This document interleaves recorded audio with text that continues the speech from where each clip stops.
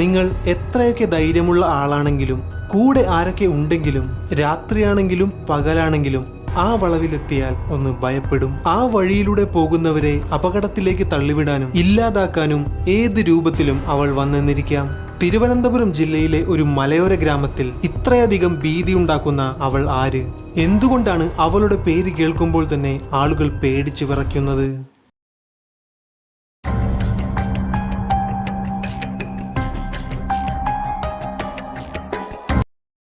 തിരുവനന്തപുരം ജില്ലയിലെ ഒരു ഗ്രാമമാണ് കല്ലറ.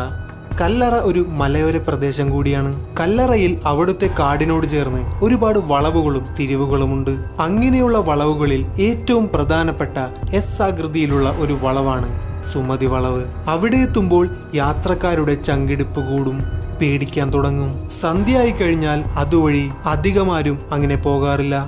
ഇനി അഥവാ അതുവഴി പോകുന്നുണ്ടെങ്കിൽ തന്നെ തനിച്ച് ആരും ആ വഴി യാത്ര ചെയ്യില്ല. പകരം കൂട്ടത്തോടെ ആയിരിക്കും പോവുക.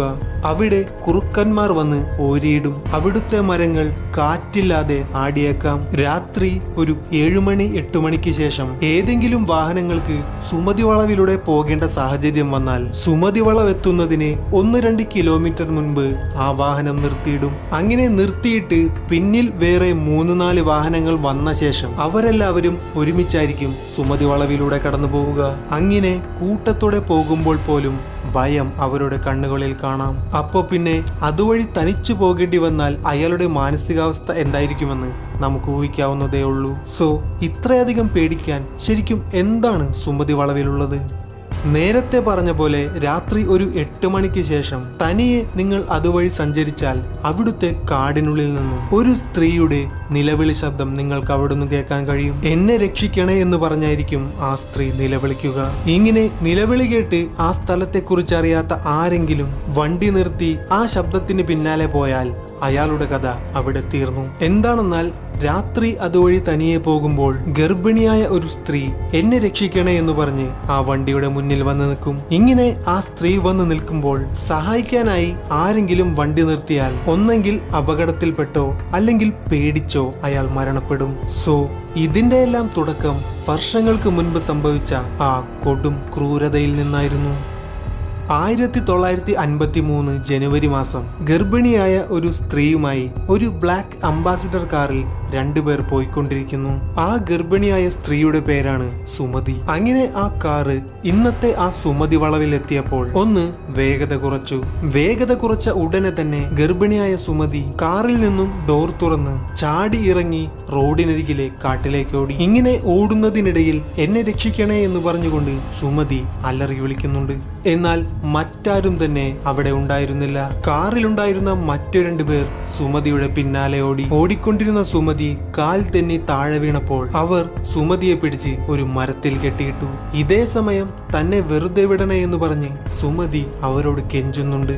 എന്നാൽ അതൊന്നും അവർ കണക്കിലെടുത്തില്ല. അങ്ങനെ സുമതിയെ കൊല്ലാനായി അവർ കത്തിയെടുത്തു. തന്റെ വയറ്റിലുള്ള കുഞ്ഞിനെ ഓർത്തെങ്കിലും വെറുതെ വിടണേ എന്ന് പറഞ്ഞ് സുമതി ആവുന്നത്ര അവരോട് കെഞ്ചി നോക്കി. എന്നാൽ ഒരു തരി പോലും ദയ കാണിക്കാതെ അവർ അവിടെ വെച്ച് തന്നെ സുമതിയുടെ കഴുത്തിൽ കത്തിവെച്ച് എന്നേക്കുമായി സുമതിയെ ഇല്ലാതാക്കി. ഈ സംഭവത്തിന് ശേഷം 2-3 ദിവസങ്ങൾ കഴിഞ്ഞപ്പോൾ കാട്ടിലൂടെ പോയ ആദിവാസികൾ 2ആയി കിടക്കുന്ന സുമതിയെ കണ്ട് ഉടനെ തന്നെ ആ വിവരം പോലീസിൽ അറിയിച്ചു. സംഭവം അറിഞ്ഞ ഉടനെ തന്നെ പോലീസ് ഇൻവെസ്റ്റിഗേഷനും ആരംഭിച്ചു. അങ്ങനെ അന്ന് ആ കാറിലുണ്ടായിരുന്ന സുമതിയെ ഇല്ലാതാക്കിയ ആ 2 പേരെയും കണ്ടെത്തി അവർക്ക് ശിക്ഷയും വാങ്ങിക്കൊടുത്തു. കോടതി അവർക്ക് ജീവപര്യന്തം ശിക്ഷ വിധിച്ചു.